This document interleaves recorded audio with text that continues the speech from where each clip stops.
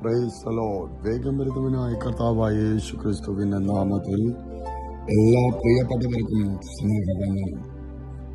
ഒരു നല്ല ദിനം കൂടെ ദാനമായി തന്നിരിക്കുമ്പോൾ ആ ദിനത്തിൽ നമ്മൾ കർത്താവിന്റെ മുഖത്തേക്ക് നോക്കുമ്പോൾ നമ്മെ ജയോത്സവമായി നടത്തുകയും ഉറപ്പ് തരികയും ചെയ്യുന്ന സർവശക്തനായ ദൈവത്തിൽ വീണ്ടും ആശ്രയിക്കാൻ 111 സങ്കീർത്തനം അതിന്റെ 10ാമത്തെ വാക്യം, യഹോവ ഭക്തി ജ്ഞാനത്തിന്റെ ആരംഭമാകുന്നു, അവയെ ആചരിക്കുന്ന എല്ലാവർക്കും നല്ല ബുദ്ധിയുണ്ട്, അവന്റെ സ്തുതി എന്നേക്കും നിലനിൽക്കണം. യഹോവ ഭക്തി ജ്ഞാനത്തിന്റെ ആരംഭമാകുന്നു. ദൈവത്തെ ഭക്തി അല്ലെങ്കിൽ ദൈവത്തെ കുറിച്ചുള്ള ആ സ്നേഹം, അവനെ കുറിച്ച് അറിയുവാനുള്ള ജ്ഞാനത്തിന്റെ ആരംഭമാണ്.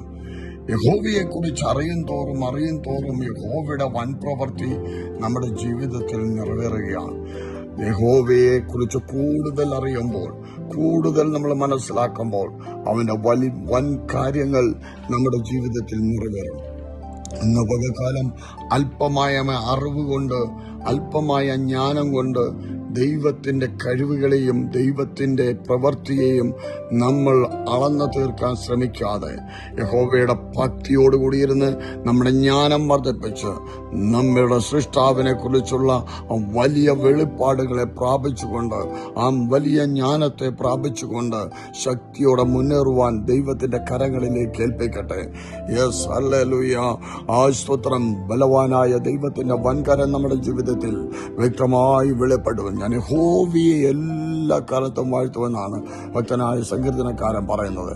സ്തോത്രക്ക് കാരണം ഹല്ലേലൂയ, അവനെ കുറിച്ചുള്ള അറിവ്, ആ ജ്ഞാനത്തിന്റെ വലിപ്പം വർദ്ധിക്കുമ്പോൾ എത്ര സ്തുതിച്ചാലും മതി വരികയില്ല.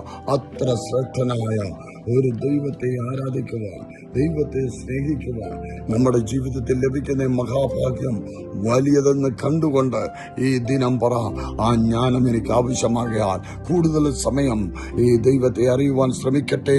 അവൻ നമ്മെ വലിയവനാക്കും. ആ ദൈവിക ജ്ഞാനം പ്രാപിച്ചുകൊണ്ട് മുന്നേറുവാൻ സർവശക്തനായ ഏവരെയും അവിടുന്ന് സഹായിക്കട്ടെ. ദൈവത്തിന്റെ കൃപ കൂടി ഇരിക്കുമാറാകട്ടെ. ആമേൻ.